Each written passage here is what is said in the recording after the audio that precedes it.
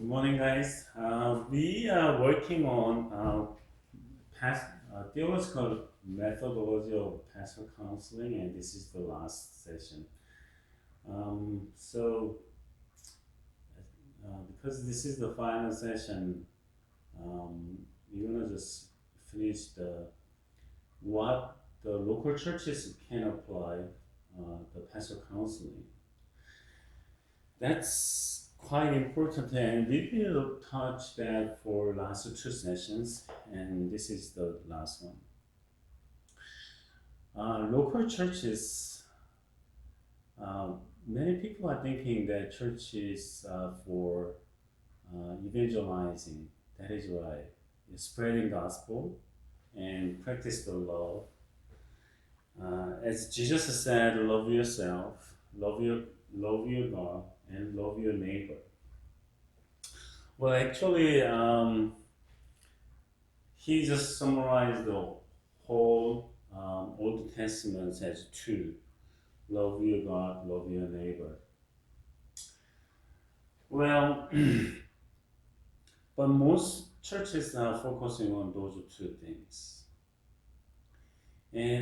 but because of many reasons, they are just afraid of applying pastoral counseling or psychotherapies or counseling in their local churches because they are thinking psychology.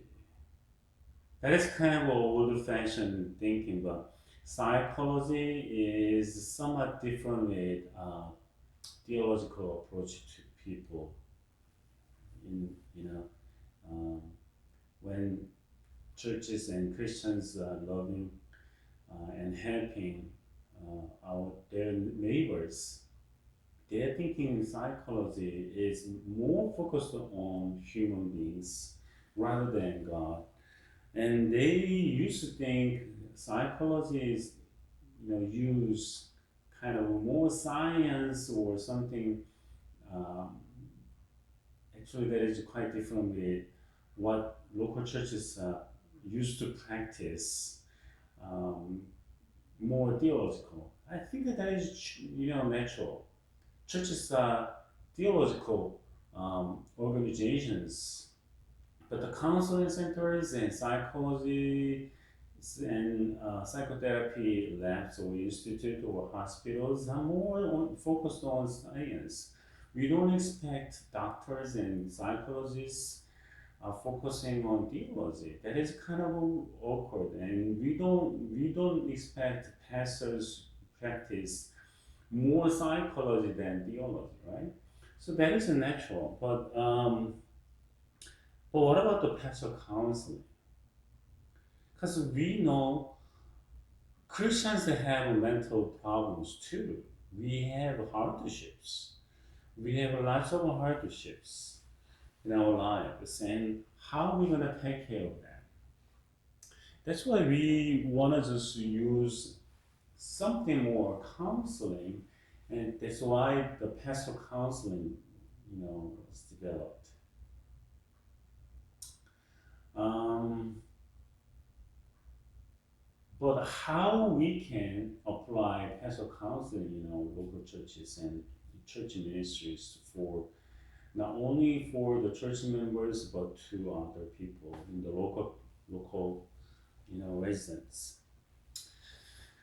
Specialized ministries of counseling. So churches have different standpoints to approach the counseling stuff or psychology stuff to the church members and local people, right? And here is the job analysis for a minister of counseling. The first one is provide a pastoral counseling service for members and constituents.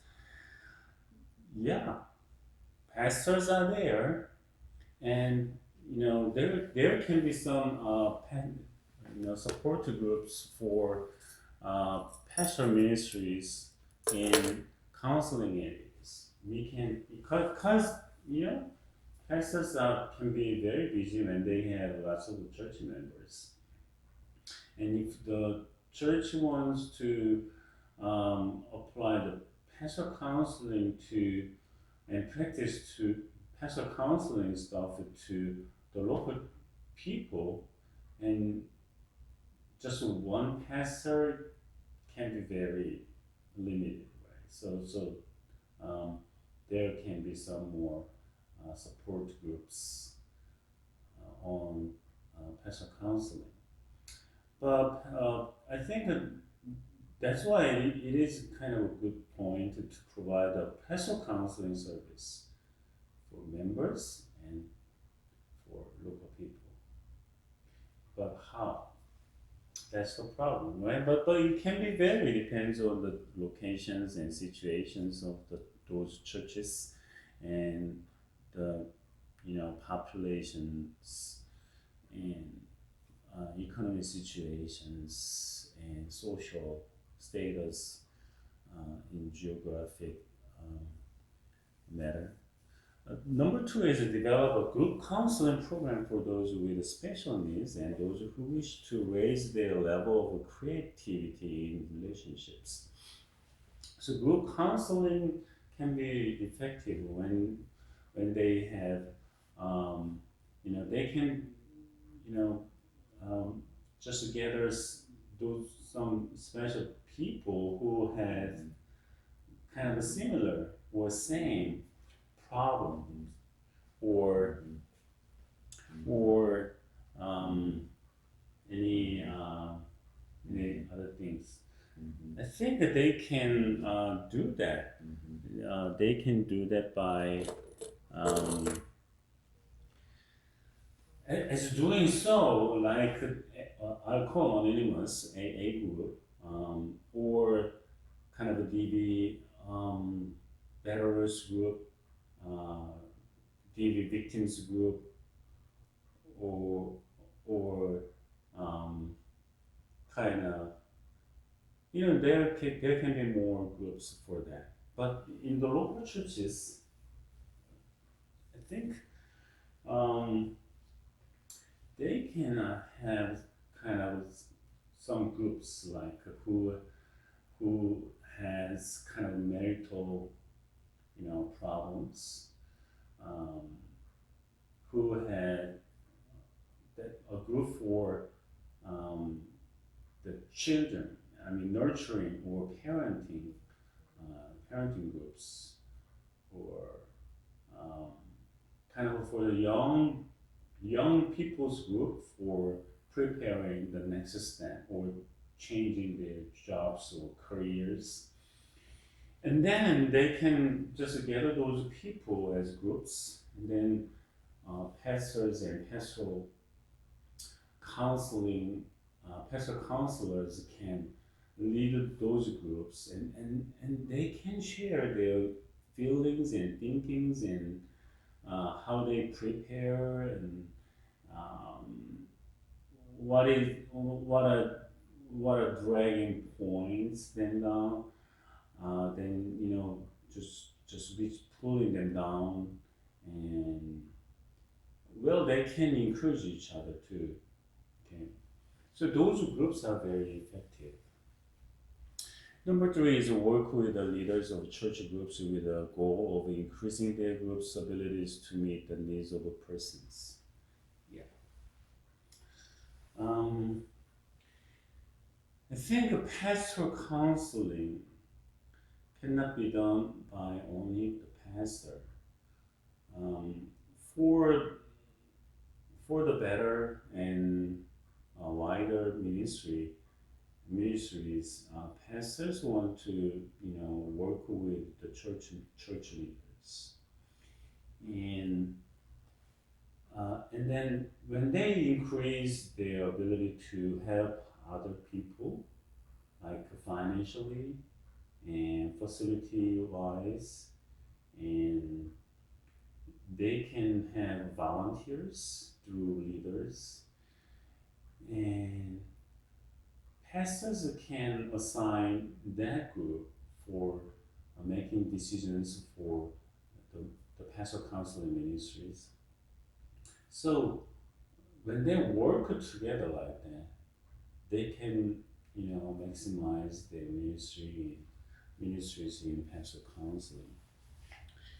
Number four is to develop a long-range program of premarital education and counseling. Well, that is quite important in this society. We already got 50 more than I don't know, almost or more than 50% of couples are separating, which means one out of two couple separates, divorce. Um, well, if they don't like them each other, if they don't love them each other, they have to, because it is torturing living with someone you don't like or you hate, you don't love. That is understanding. We can understand that thing, but what makes couples, leave? What makes people decide to divorce? Well, I think, based on my experience, helping people, uh, I can say little things are just ruining their relationships little by little. Just little things. Just little things. You know, eating up their relationships, their love. And so, majority of cases of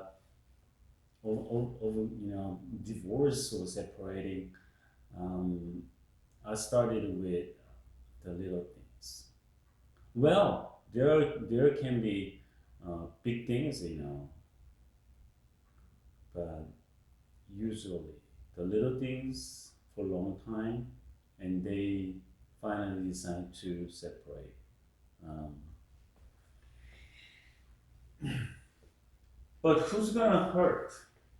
Who's gonna hurt? I mean, it can hurt themselves, eh, but at the same time, it can hurt their parents, their children. Okay, or some people related with those couples. So that is big loss actually. And so the churches want and pastors want to help the existing couples. Okay, then just just practice the good nutritions and for making those couples relationships stronger or keep their relationships or just hold their relationship ships so those relationships the strength of relationships is not going down or decrease. So we need a long term program for helping and supporting those couples. Number five is provide a vocational counseling with youth and young adults because um, I'm not sure, but lots of high schoolers don't know what they're gonna do. They just choose kind of a big area like science or literature or language or something like that, but they haven't decided that, or they are about to change their major because they don't have any idea. Some people or Missouri, they don't have any idea what they're gonna do, what they're gonna be. Those people, those students have no goal, but they just choose, colleges or universities. but because they think they need college levels, education for the better wage, better salaries. But if that is it, do they really need college level education? Well, college level educations, the qualities are pretty. Um, it's not very high. That's what I think. And education field is, I don't know, the quality is getting lower, I think. Because in the past, college level education was for the, the, the, the little people. I mean, the little amount of people, like less 10% or something like that, or less than that in the past. So in the past, somebody went college or university, they can be honored. But nowadays, almost all people go colleges and universities, and that is, I don't know. Maybe they can get some skills or techniques, but that's not guaranteed that those people are mature and their characters are developed and uh, they are higher level of human being. Um, well, that's what most people was thinking in the past, but nowadays, I don't think so. I don't think so. But anyway, um, the young and youth people want to know what they want to be, what they want to do, but they have no idea, or they are wondering, what they are really interested in. Because education is pretty generalized, so it's hard to pick what they really want. And even though they choose their majors, but they just still doubt. Well, they can change their majors, they can change their goals, but uh, when they choose a major they like, the strengths, how much they like it, how much they love it, how much passion they have it on it, then that is different. That is different, right? So young people, um, that's the condition and situations of young and youth people nowadays. So pastor um, counseling ministries want to focus on that for young and youth people. Okay. Number 6, serve as a resource person for renewal and planning retreats. Well, people want to get retreats, vacations, holidays, and but what they really do, take a walk with families and maybe play some sports and watch some movies and eat together. Um, but what if churches can provide some momentous events for those people, like marriage enrichment? As I said, marriage enrichment, it's also called MA, marriage, sorry, marriage enrichment programs. There are tons of marriage enrichment programs, and um, something like that. Well, people are thinking that okay, I want to do something. I need to do something, but they don't practice it. But when they got a moment, kind of something, motivated event, motivational event, then they can really choose their minds, make up, their minds, and then they are ready to practice it. Okay, I think churches can provide those motivational events. Well, because they know it, they have to do this, they want to do this, but what triggers them to really practice them? Okay, I think the motivational events. I think marriage enrichment and some inventories for intelligence quotients. I think multiple intelligence quotient tests, multiple intelligence quotient tests.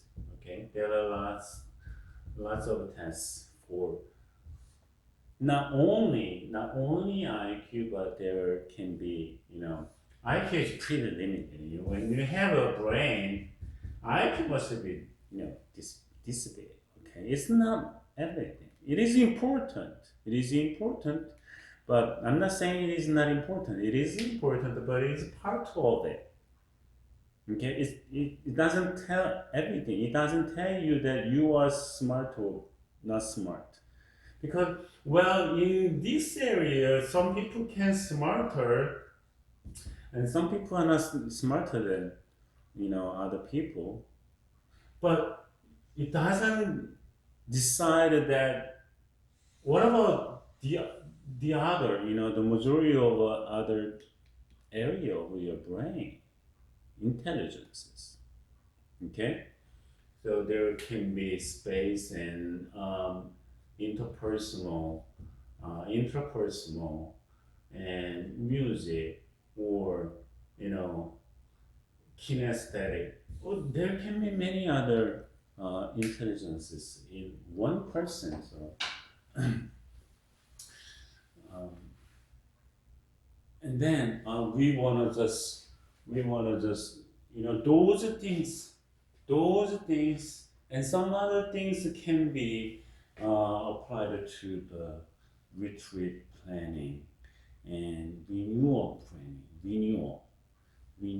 Okay, that's we know what the renewals are, but churches and pastoral counselors can provide the motivation. So for that, that is quite important. Number 7 is work with the Christian Education Committee in developing a parent and family life education program, teacher and leadership training workshops. Well, parenting is huge, I think I just touched that last time. Parenting. Easy to be parent. Nowadays, it's not that easy though. When you have babies, kids, you are called parents. But it's the same thing, you play soccer, but people gonna call you soccer player, but you are amateur. What about Premier League soccer players? There are many types of soccer players, right?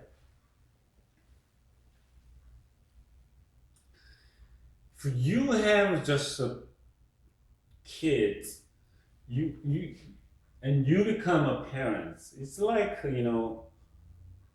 this level. you play soccer in the park because you wanted to play soccer.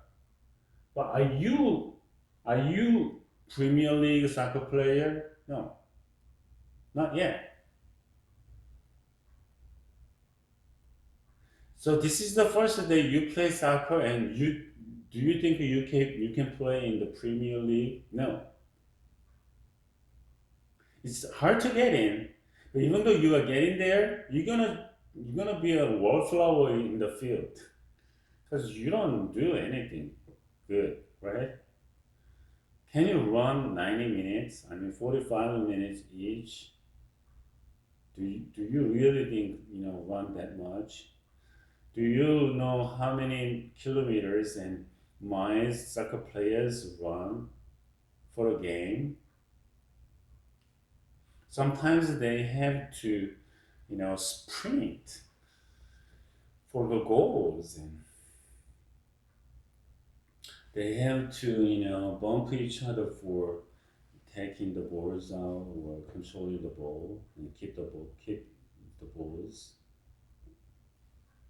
I can't imagine how they do that. It's very tough. But the parents, you want to be a good I mean, better parents. You know about kids, and you think you know your kids, but do you really know your kids? Well, sometimes you don't understand what your kids are doing. That's what I feel too.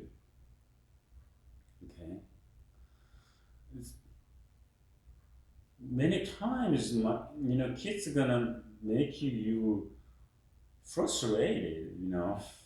Because you don't understand why they are doing that. Do you know about the hormones and adolescence?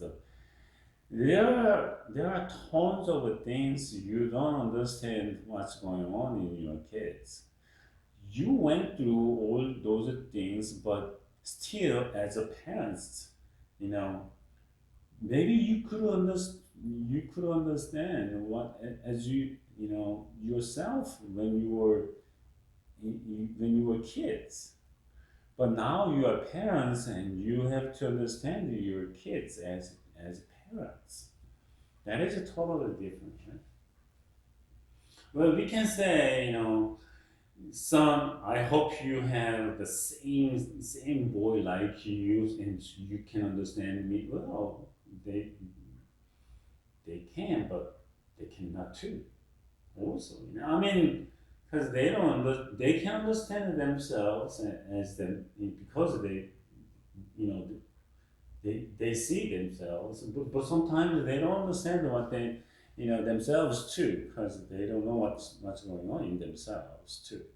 But as parents, how can you understand your kids all?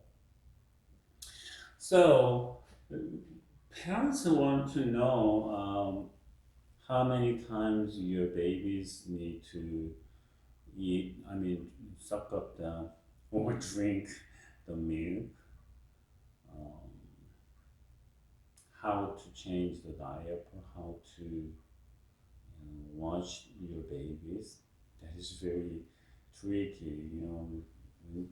I just still remember, and still, remember the feelings. The little baby, the little baby.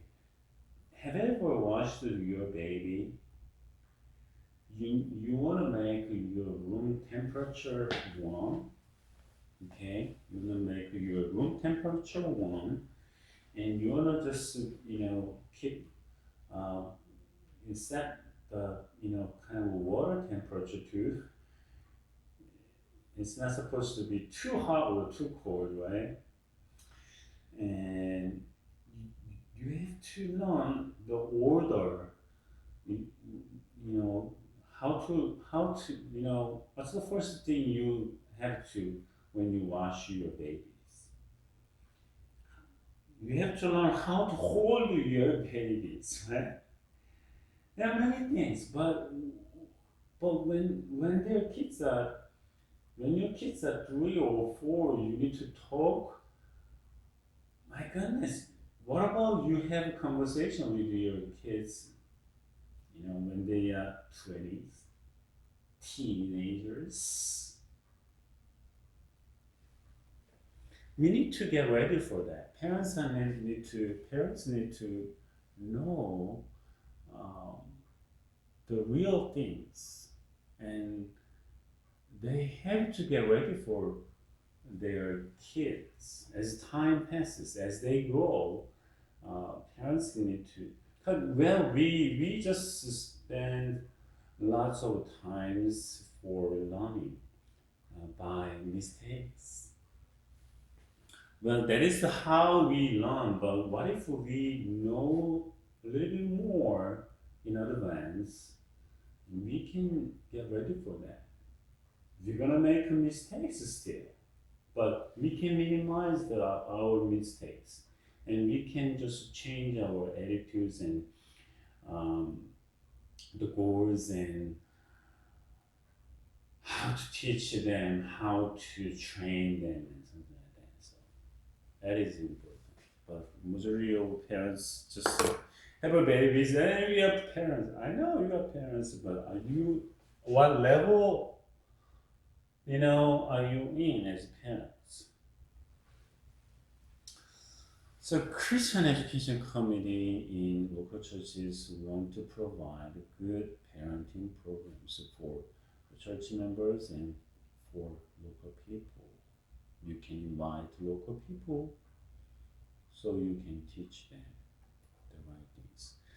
Number 8 is participate occasionally in the preaching ministry, the leadership of public worship, ministering to the hospitalized and speaking to church groups. This is a mandate version of the goals of the ministry counseling in which the author engaged at the first semester. Okay. The emergence of pastoral counseling as a specialty within the ministry has been paralleled by the development of church counseling centers in many parts of the country.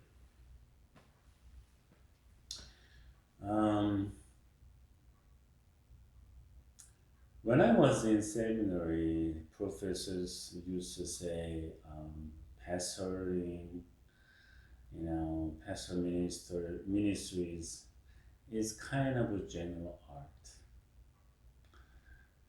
You you preach well, but what about you ruin your administration? You preach, bad, well, that you're gonna lose many things. You are perfect, but you don't have a good relationship with people.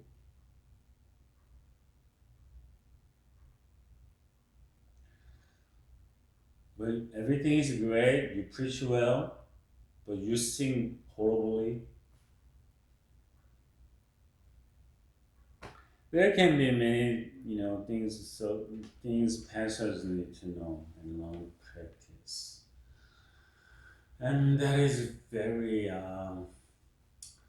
kind of it's pretty hard because lots of people have different opinions and they just pinpoint this and that. So pastors want to have kind of a strong mental, you know, so they can control their emotions. Um, so they're not depressed by lots of opinions and pinpoint things. 'Cause people are all different, and churches are kind of a pretty easy place to pinpoint their pastors, because pastors don't usually they don't react strong way or tough way, even though they want to do that. Um, People that don't like to see those things. That's why people, church members, ooh, my pastor's kids, ooh, they just easy to pinpoint. When they got pinpointed like that, when they got criticized, that way, they're gonna get mad. They're gonna shoot people. Okay, but pastors, can you imagine? You wanna just, put your fit in others, shoes. So think about it. When you got criticized by other people, like one or two even, you're gonna leave the church. But the pastors can't leave their churches because of the salaries or something like that. Well, that can be true. That's why church members can utilize those things because that's the weak point. But think about that. When you got criticized by people, the same criticism pastors got by people, you can't stand for that. Think about it. Anyway, pastors want to learn and practice many other good things like those. So that's why also called pastoring is also called the general art. In the most comprehensive study of these centers now available, Berkeley Hawthorne arrived at these conclusions. Okay, the local churches. Number one, the church counseling centers have restored an historic tradition to the church by meeting neglected needs. Okay. Provide help for many who would not otherwise get assistance. Okay.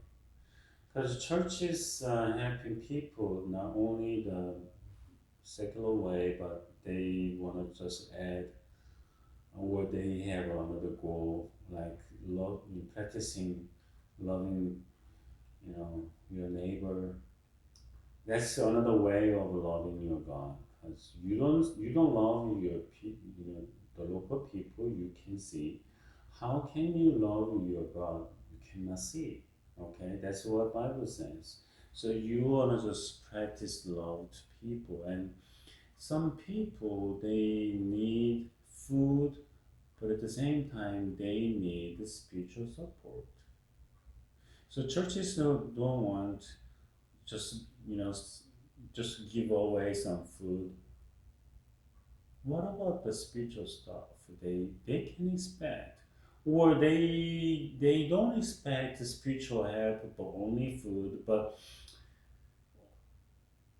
your spiritual support, pastors and church members and Christians spiritual support for those people on top of the food or any other secular help, that can be huge for those people, because those people can get really real good spiritual support they haven't got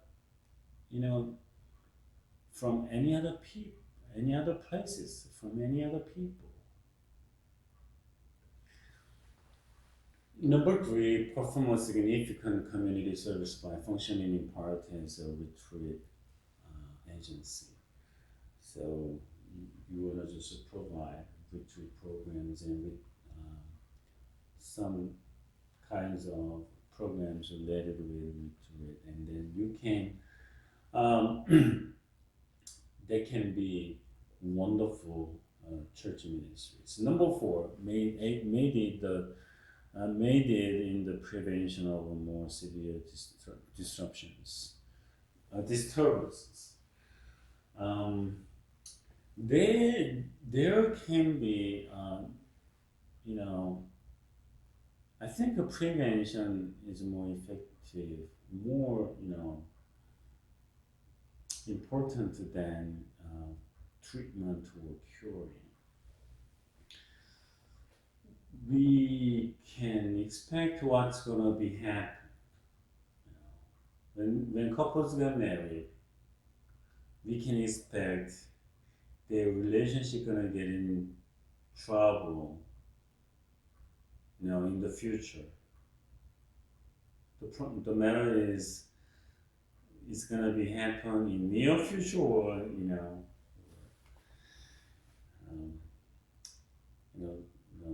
in the future, long times later. Okay, but lots of couples are separating and divorcing in the first 2 years. Okay, then you can imagine that all people, marrying people, couples, gonna get in trouble in first 2 years. They are eager to love each other and they love each other so much, but they're gonna get in trouble in 2 years. Majority of couples are divorcing in 2 years. Okay. Then before they get wedding ceremonies, pastors want to provide marital counseling. Marriage counseling. Now, not for only once, but for like 3 or 5 times, maybe 1.5 hours each, so they can understand themselves and others, and they can understand their marital life. Okay? And they can expect some problems and difficulties in the future. And what they're gonna do when they face kind of marital crisis and marital problems or relationship problems. So what they're gonna do, what they're gonna get ready for those things. Because those things will come, definitely. Okay? All couples have problems. And all couples have relationship problems, and they're gonna have those things also. Like tomorrow or after next week or next month, next year, they're gonna have problems. We know we're gonna have problems. If we know that, we can get ready for that. So that's gonna be preventative education. I think that is more important. People are just thinking that we love each other so much, so we okay, we're not gonna have any problem. When we have problems, we're gonna talk, we're gonna sit together, we're gonna just make an agreement. That's dream we all have. That is great. But do we really have those skills for that? Are we ready for those? How are we gonna do that? That's the problem, but we don't know. We don't have any tools and strategies and goals, and we don't have particular process for the rest, for the conflict and consolidation. Conciliation. We don't have a solid plans for that. We are not fully ready for that. Then really are in trouble, and we cannot come out of those situations. That's the problem. Number 5, we may provide unique opportunities for personal and spiritual growth. Yes, have fostered the interprofessional association and cooperation, networking, working together for the better results. I don't think pastors can solve all the problems. I don't think pastors can answer to all the problems. I don't think pastors can,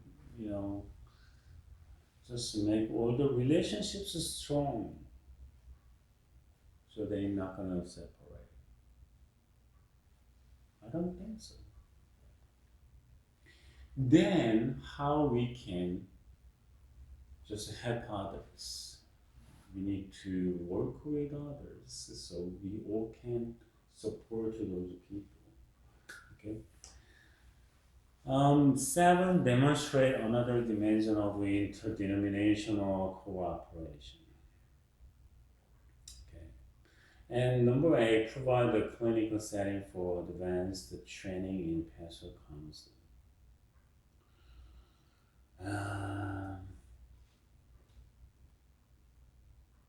Traditionally, churches were the center of villages, towns. So when you just travel the all the other states, or you just check your towns and villages. Churches are in the middle of the town. Churches are located in the main street because it's easy to go there, So the people are spreading. People are. So let's say this is a town. Let's say this is a town. I don't like those maps. Okay, let's say this is a town, and the main streets are in the town, right? Or main streets are in the town like this. The small towns, they don't have two main streets, but just one main street. So whenever you go any cities or towns, you can find the main street. That's the name of it. Okay, we have a main streets in Tassin too. Okay, main streets means main. Okay. So in the middle, in the main, the churches are on the main streets, okay? Methodists, Presbyterians, Lutherans, Baptists. Because it's easy to access. People can come to the church anytime they want. And then they have Sunday services on Sundays, and then they can, shop around and eat together in the town, in the downtown, okay? It's main streets. And they used to work as the center of the village people, and they just provided lots of things like the counseling and food and kind of lots of help.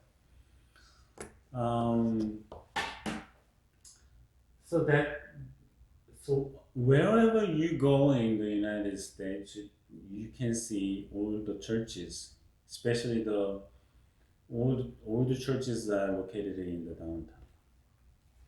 Okay. That means churches used to be center of the village, because majority of people were Christians in the past.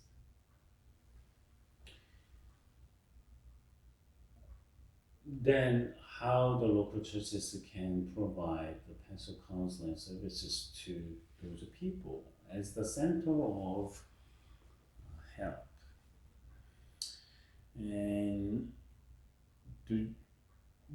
But providing advanced clinical setting for the advanced training, that is quite important, but it's gonna be very hard for churches as counseling center because of the confidentiality, because of the shame. That is a huge thing. Okay. Well, pastors are not supposed to leak some information about, particular church members or local people's privacies to other people or other places. That is, confidentiality, very important. But even though church members know that their pastors gonna keep the, the secrets. But they, whenever they see their pastors, they feel shame, and they know my pastor knows my secrets, and they can thankful for that, but at the same time they feel shame.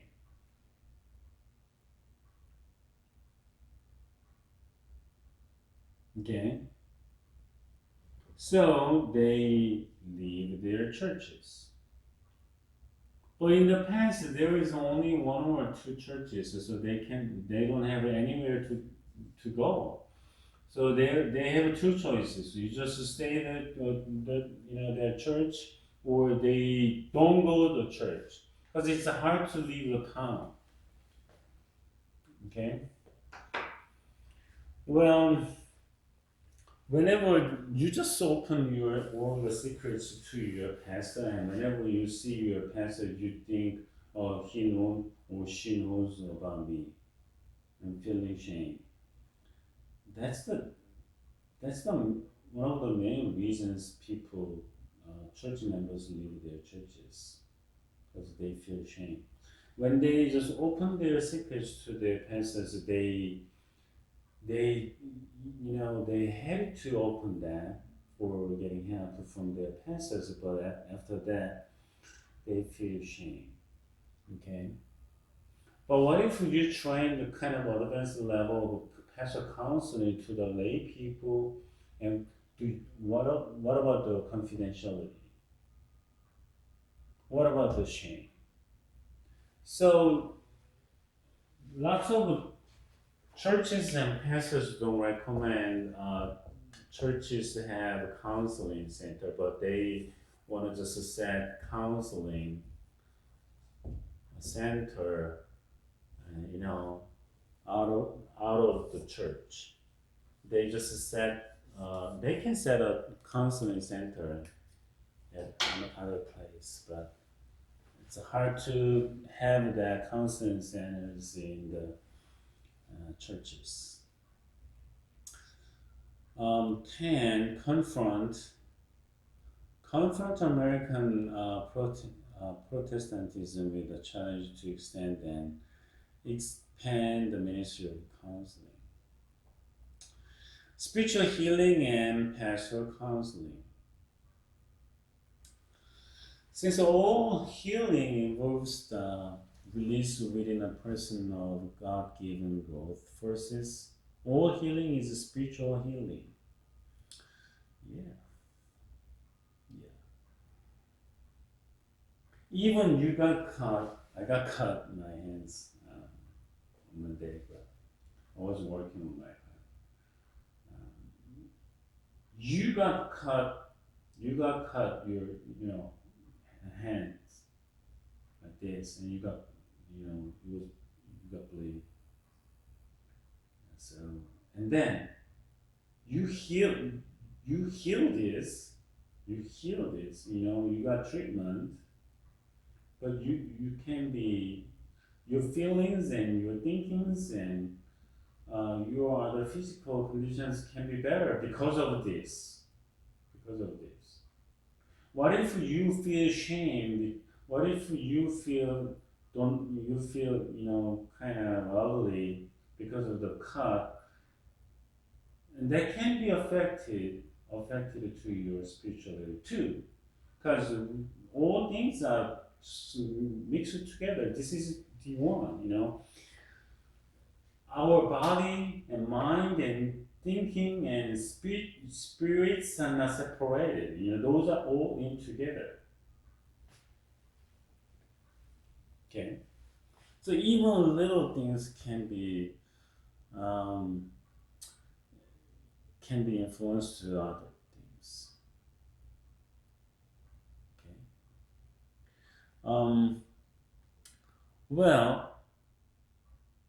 a person I know who got pimples on his face, that's kind of majority of teenagers have pimples on their face.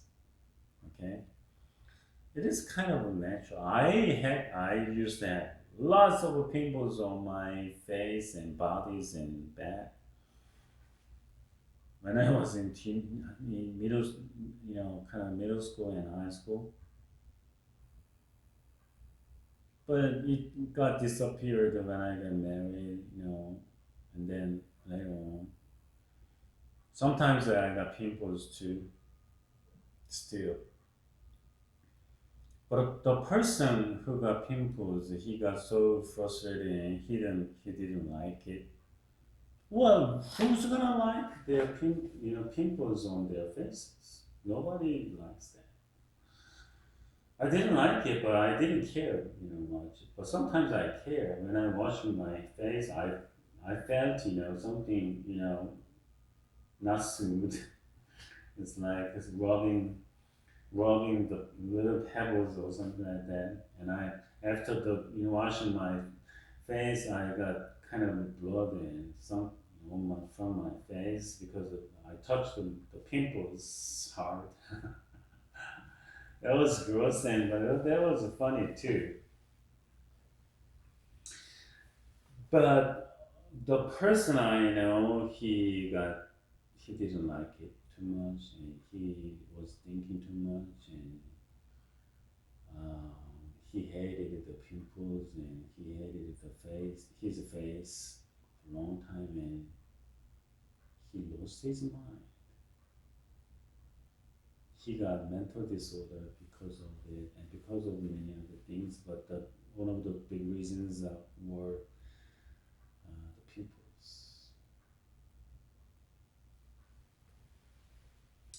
We need spiritual healings. We need physical healings. We need mental healings. But those are all same, I think.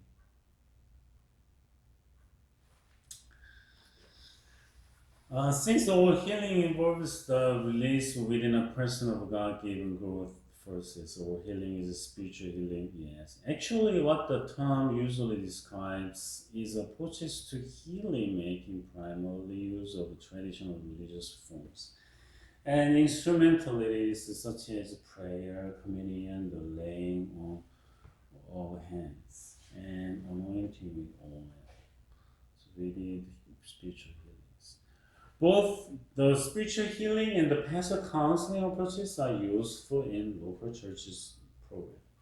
Both have the same goal, the restoration of a persons to greater wholeness.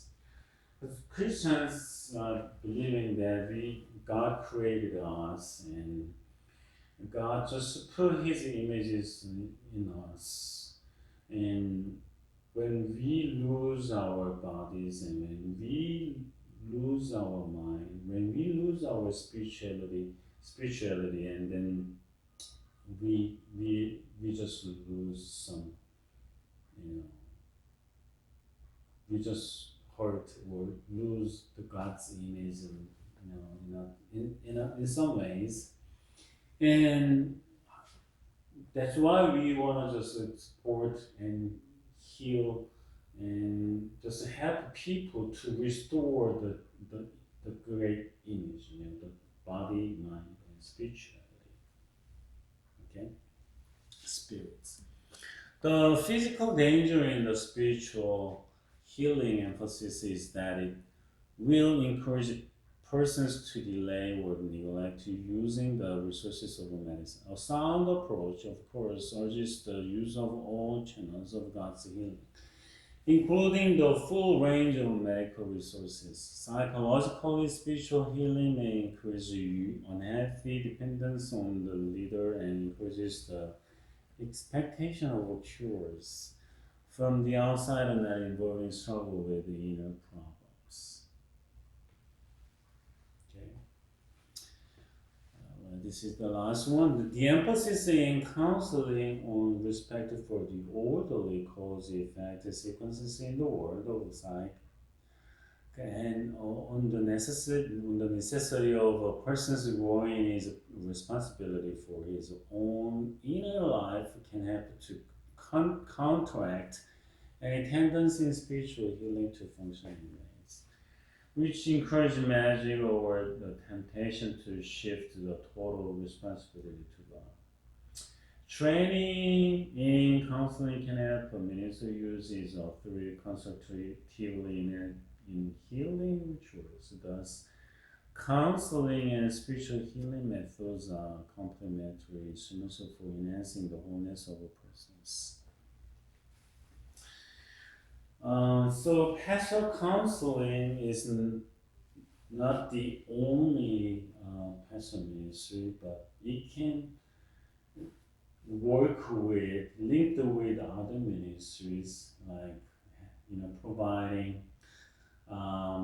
food or distributing foods to church members who in need, and the local people who are in need, and then they can just visit the hospitals, their church members or the local people, and they can provide the programs. They can just set up kind of more professional clinics, or they can outreach, even kind of traditional outreaches to the local area, and then they can form a choir for the local people, or they can just lead a kind of singing groups for the local people or church members. Well, there can be lots of pastoral ministries, but why don't we just link with the pastoral counseling and pastoral counseling approaches? Okay. When we apply pastoral counseling stuff to the music or singing groups, and that can be music therapy, right? And then drawings, pictures, and taking photos. We can open those classes for church members and for the local people, but we can put some pastoral counseling stuff there, So not only sitting face to face and just talk with it, about the hardships and something like that, but we also can apply pastoral counseling stuff to our other all kinds of ministries as much as we can. As doing so, we can have more chances that we can talk with other people. Finally, they can just come and knock your door in for the pastoral counseling and stuff. Or you can just train some people for this particular ministries, like food bank or something like that, and then they can talk with the people who need those stuff, and then they can just help those people in the short conversations. Okay, if they want to just talk more, they can just have some more other people for the counseling. Counselings can be happened in any place, not only in the counseling. We can talk with the people on the streets, in the food bank ministry, in the music, singing ministry, and orchestra ministry.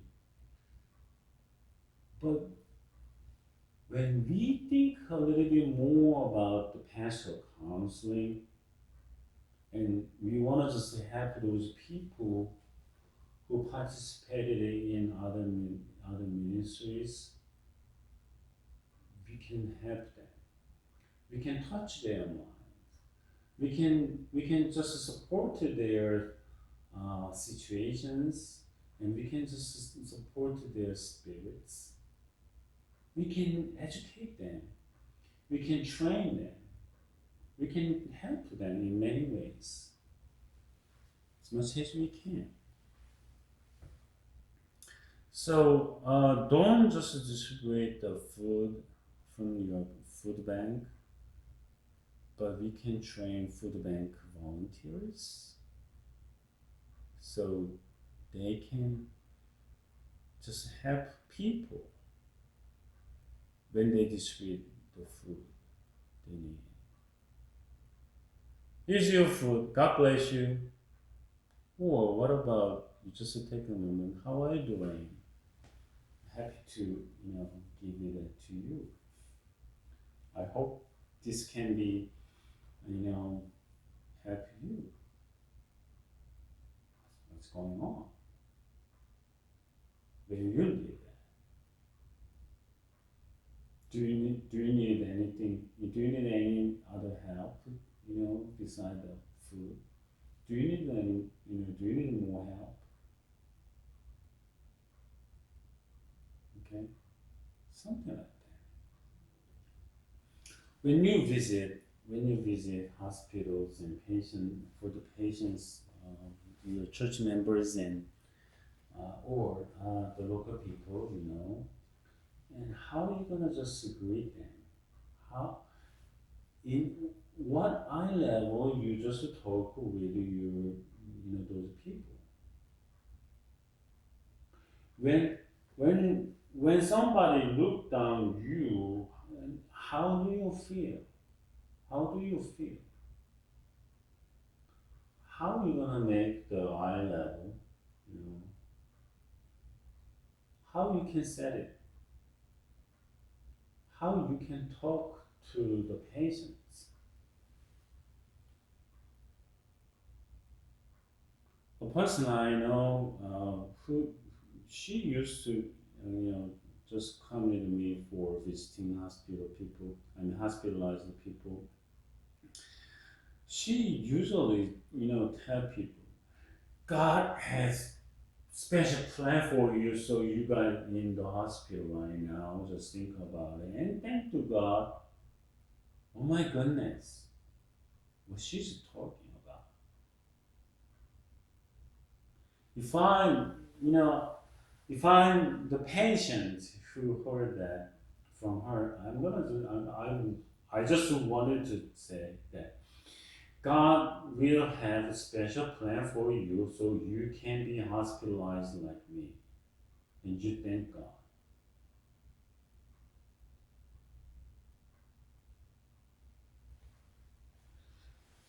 So I had to train the hospital visitation groups again, even though they feel comfortable. They have to know how to talk, who are on the beds, who are sick, okay? How do you know, if God has a special plan for the person? How do you know what kind of plans God has for that, for those people? Is that even though you are convinced that God has a special plan for the sick people, do you think you can tell that? You can tell that to them? Or you just wait until they say, oh, I sick. I'm in hospital and I was thinking that maybe God has a special plan for me during this time, during these hardships, through this pain. That's what they can tell, but what you tell, okay?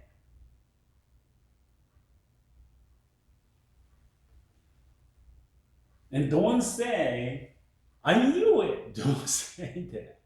That's what not you can say. You cannot say that, okay? You just talk to yourself like that.